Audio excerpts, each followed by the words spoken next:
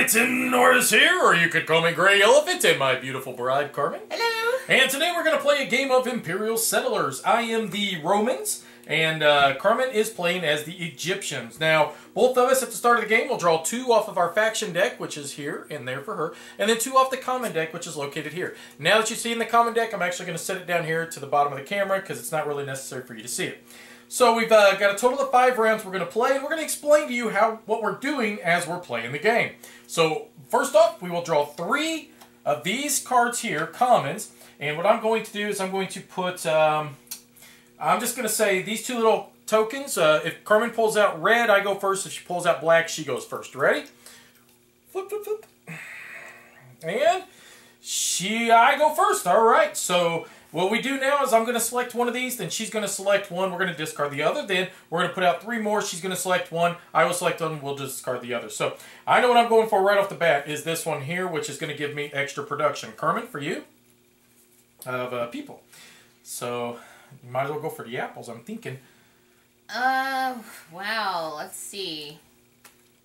Each time you build a red house, you gain, I don't know. I'm not going to build red houses, am I? Okay. I'll take that. So now we will put 3 more out, and Carmen will select it first, and then I will select. Oh, nice. I like that Mason's Guild. Ooh, that one gives you a sword. Yeah, I like the Mason's Guild too. Guild. Well, I'll go for the armor then. So, all right. So now what we're going to do is we go into the production phase, which, let me make sure real quick. Did we draw our... Nope. We should have drawn 1 extra faction card at the start of the round as well. So did you draw your extra faction card? So you should have 3 faction cards. And then you should have 4 total of the commons. Yes. So now what we do at the top of our board, we have a list of the production that our civilization produces. So we go through, we pick all that up, put it on our side of the board, and then play can begin. So basically what we're going to be doing is we're going to be building buildings, which are going to give us abilities to be able to do things. And then from there, we'll do other things on top of that. So... Alright, the trick is, what you gonna build? That is the trick of this game. And some things you may just want to raise, which raise means you're going to spend a token to be able to destroy it. Which I think right off the bat, I'm going to build this one, which this is going to cost me 1 wood, and I'm going to build a village, which it says the production, it gives me a worker, so I'm going to immediately gain that worker. However, it says as a building bonus, I can gain a worker. That's a one-time effect. For building it, I'm going to gain an additional worker. Carmen? I'm going to raise this to get a person and an apple. Okay, so she's going to spin a sword. My sword, get a person and an apple. And she's going to raise the mill, which is located in the upper right-hand corner of, it says raise to gain. So if she spends one of her raise tokens, i.e. a sword, she can then destroy this card, and then she can gain those items. And so for me, I think I'm going to spend 2 workers. And I'm going to make a piece of wood. Go ahead.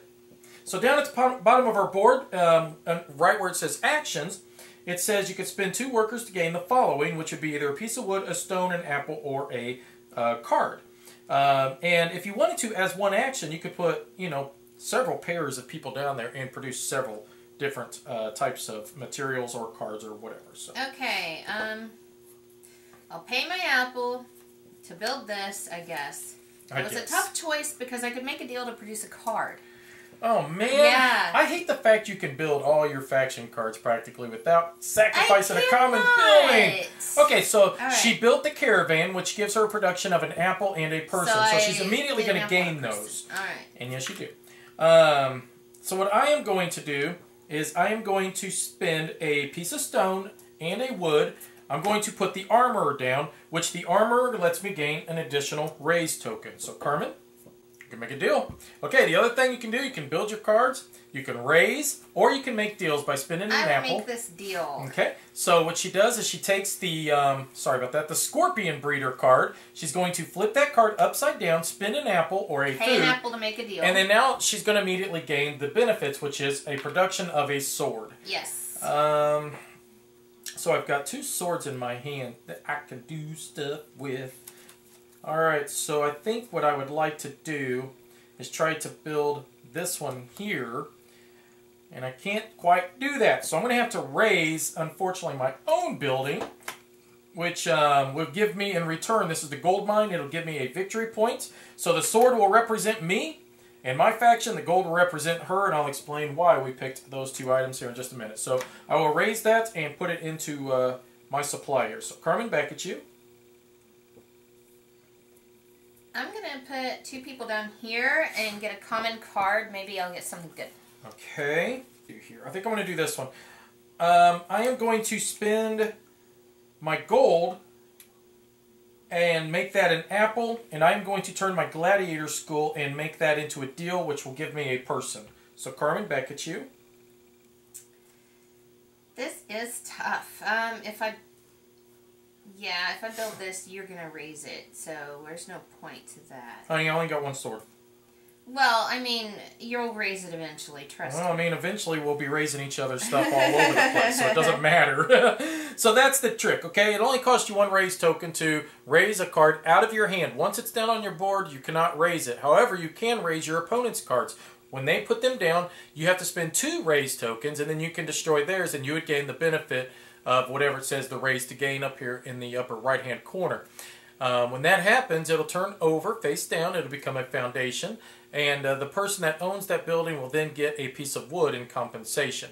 But as the raiser, you would get, you know, the materials that are listed on it. So. Okay, so I'm going to raise this, which gives me 2 cards. Okay, so you're going to raise the castle, and up in the right-hand corner it showed 2 cards, so that wasn't a bad deal at all. So, alright, so what am I going to do now? I think I'm going to raise this one now, and that will give me a person and also a card, which I am thinking I'm going to take a faction card. So, Carmen? Okay, I will So take that was these the 2 people and make a stone out of them. Stone. Okay. Okay. For me, I'm going to take all 4 of these people, set them down here, and I'm going to get 2 apples. Carmen? I'm going to build this with my stone and my gold, which gives me a stone and a gold. Okay, so we build our common buildings on the right-hand side. We build our faction cards on the left-hand side. So unfortunately, all of my faction cards require me to raise a common building or destroy a common building for me to be able to build it. But she's now built 2 faction cards, and neither one of them have required her. Yeah, it's the production cards. Yeah, they don't require that. Unfortunately, though, all mine do. And when you make a production card, you get what's on it immediately. So that worked out nicely for me. So I'm going to spend 1 apple to make a deal and put that up there. Carmen, back to you. That was my Young Sculptor card. So I think I will make a deal. Okay. Produce a coin. Alright, so that'll immediately give you a coin. What was that building? I spend the coin sanctuary as an apple and I immediately get a coin back. So okay. There you go. Yeah, I messed up. I shouldn't have built 2 or made 2 apples right off the bat. That was silly of me. Which unfortunately, because I'm going to end up losing that apple unless I'm either going to lose the apple or I'm going to lose the resources. That was really dumb of me. I don't know what I was thinking. Oh well. This is what happens when you turn the camera on. I start doing stupid stuff. But I am going to just spin an apple. I'm going to set this one up here, and I'm going to gain a piece of stone. So, Carmen? Okay, I'm going to build this production building. Okay. It's a quarry. So I'm going to spend my gold instead of the wood. Spend the stone. Gold can represent either food, stone, or wood. And I get production, which will be and 2 pieces of stone.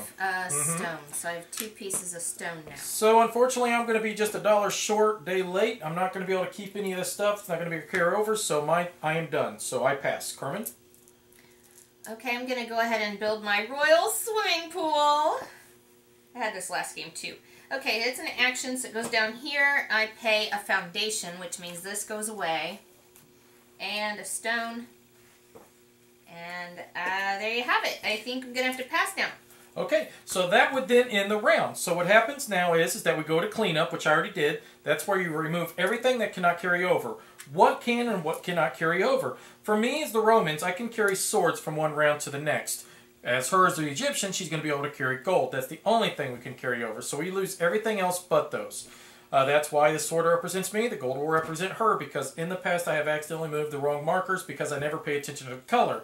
I almost wish that these little boards, player boards, would be the color of the markers of these little markers, because otherwise I just totally forget who is who. Well, we almost always play as blue and yellow, and so when we're not, it makes it very difficult. So now we move this down to round 2. Griffin Gaming, from new releases to pre-orders. Griffin Gaming. Enter in promo code GreyElephant for 5% off your order.